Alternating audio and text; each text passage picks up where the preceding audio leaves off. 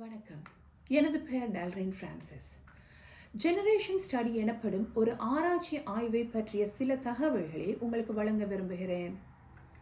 இந்த ஆய்வில் பங்கேற்பது பற்றி மேலும் அறிந்து கொள்வது எப்படி என்பதை இறுதியில் நான் உங்களுக்கு தெரிவிப்பேன். தலைமுறை ஆய்வு என்பது ஒரு நீண்ட கால ஆராய்ச்சி ஆய்வாகும்.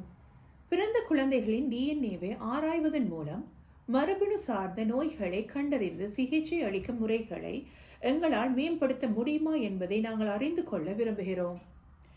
இந்த ஆய்வை ஐக்கிய ராஜ்ய அரசின் சுகாதாரம் மற்றும் சமூக பராமரிப்பு துறைக்கு சொந்தமான ஜெனோமிக்ஸ் இங்கிலாந்து என்ற நிறுவனம் நடத்துகிறது.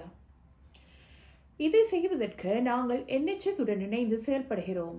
சுகாதார ஆராய்ச்சி ஆணையம் இந்த ஆய்வுக்கு ஒப்புதல் அளித்துள்ளது. மேலும் இது அறநெறிக்கு உட்பட்டது மற்றும் சட்டப்படி சரியானது என்பதையும் அவர்கள் உறுதி செய்துள்ளனர். எங்கள் ஆராய்ச்சிக்கு 2 முக்கிய குறிக்கோள்கள் உள்ளன.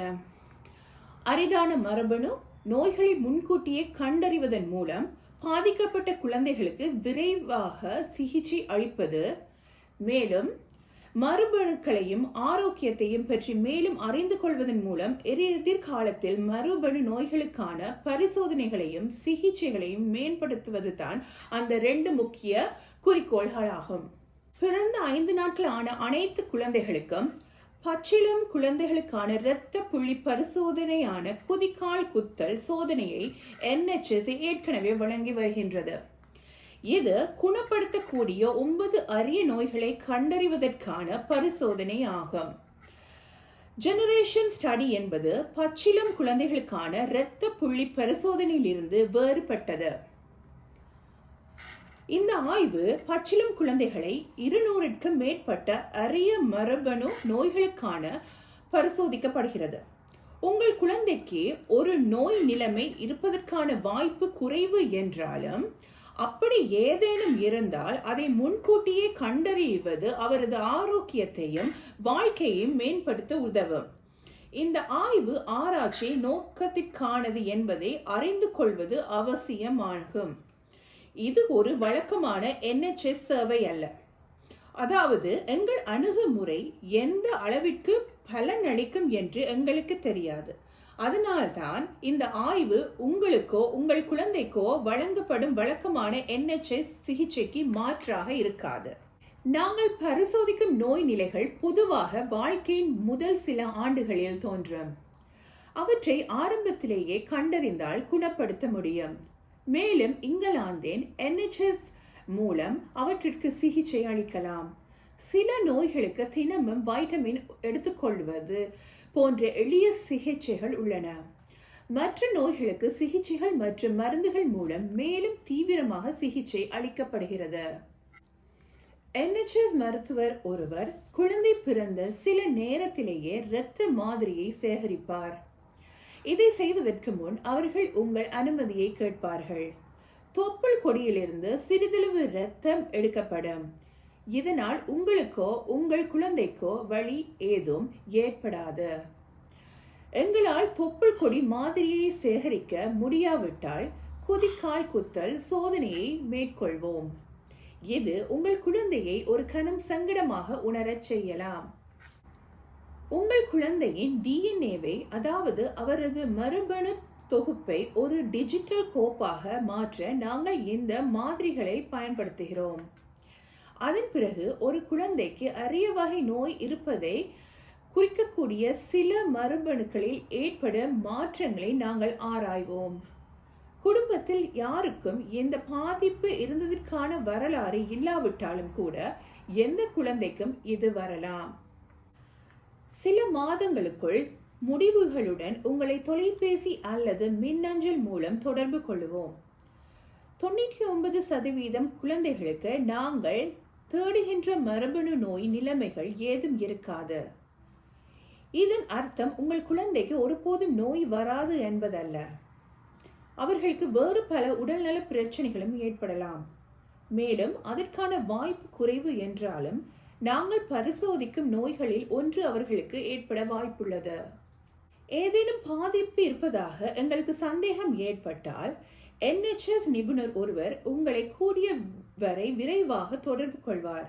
இந்த முடிவு ஒரு நோயறிதல் அல்ல, மேலும் அது கூடுதல் பரிசோதனைகள் மூலம் உறுதிப்படுத்தப்பட வேண்டும். ஆய்வில் ஒரு பகுதியாக நாங்கள் உங்கள் மகப்பேற்றுக்கு முந்தைய பதிவேடுகளை ஆய்வு செய்கிறோம். நாங்கள் உங்கள் குழந்தையின் உடல் நல பதிவுகளையும் காலப்போக்கில் ஆய்வு செய்கிறோம். இது ஒரு நீண்ட கால ஆய்வாகும். இது நீங்கள் கர்ப்பமாக இருக்கும் போதே தொடங்கி உங்கள் குழந்தைக்கு சுமார் 16 வயது ஆகும் வரை தொடர்கிறது. உங்கள் குழந்தையின் மாதிரி, அதன் டிஎன்ஏவில் டிஜிட்டல் கோப்பு மற்றும் உங்கள் மகப்பேறுக்கு முந்தைய தரவுகளை தேசிய மரபணு ஆராய்ச்சி நூலகம் எனப்படும் ஒரு பாதுகாப்பான தரவு தளத்தில் நாங்கள் பத்திரமாக சேமிப்போம். மரபணுக்கள் மற்றும் ஆரோக்கியம் குறித்து மேலும் அறிந்து கொள்வதற்காக அங்கீகரிக்கப்பட்ட ஆராய்ச்சியாளர்கள் இந்த தரவுகளை ஆய்வு செய்வார்கள். உங்கள் குழந்தையின் அடையாளம் அவர்கள் காணும் வகையில் இருக்காது. இதில் பங்கேற்பதன் மூலம் உங்கள் குழந்தைக்கு இருப்பதற்கு வாய்ப்புள்ள மரபணு நோய் நிலைமை குறித்து நீங்கள் முன்கூட்டியே அறிந்து கொள்ளலாம். இந்த ஆய்வில் சேர்வது மரபணு சார்ந்த பாதிப்புகளை கொண்ட எதிர்கால தலைமுறை குழந்தைகளுக்கு வாழ்க்கையை ஆரோக்கியமாக தொடங்கவும் உதவக்கூடும். இந்த ஆய்வில் சேர முடிவெடுப்பதற்கு முன் உங்கள் குடும்பத்தினருடனோ அல்லது உங்கள் குழந்தைக்கான முடிவுகளை எடுக்க உதவும் நபர்களுடனோ நீங்கள் பேசுவது அவசியமாகும். ஏனெனில் உங்கள் குழந்தையுடன் தொடர்புடையவர்கள் அல்லது உங்கள் குழந்தையை பராமரிப்பவர்கள் இந்த முடிவால் பாதிக்கப்படலாம்.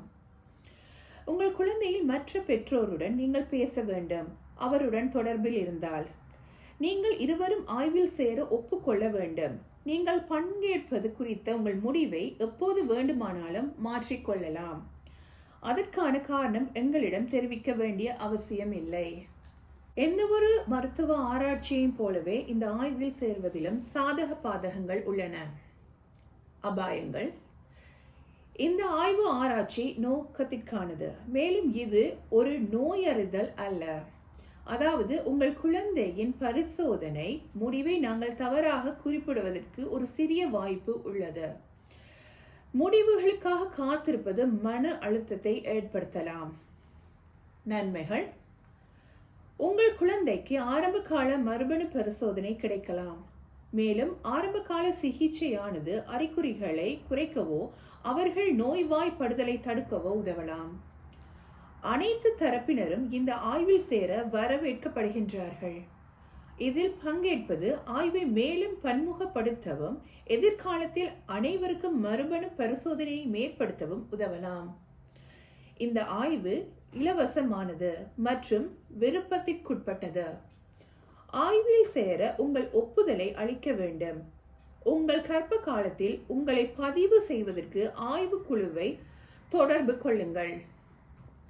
அவர்கள் ஆய்வை புரிந்து கொள்ள உங்களுக்கு உதவுவார்கள், மேலும் உங்கள் கேள்விகளுக்கு பதிலளிப்பார்கள். இந்த ஆய்வு பற்றிய மேலும் தெரிந்து கொள்ள விரும்பினால் அல்லது இதில் பங்கேற்க பதிவு செய்ய விரும்பினால் நாங்கள் ஒரு மொழிபெயர்ப்பாளர் உடன் ஒரு நியமன சந்திப்பிற்கு ஏற்பாடு செய்து தர முடியும். உங்கள் மருத்துவச்சியிடமோ அல்லது உங்கள் மருத்துவமனையில் ஆய்வு வழங்கும் குழுவினரிடமோ பேசுங்கள் அல்லது எங்கள் வலைத்தளத்தை பார்வையிடுங்கள்.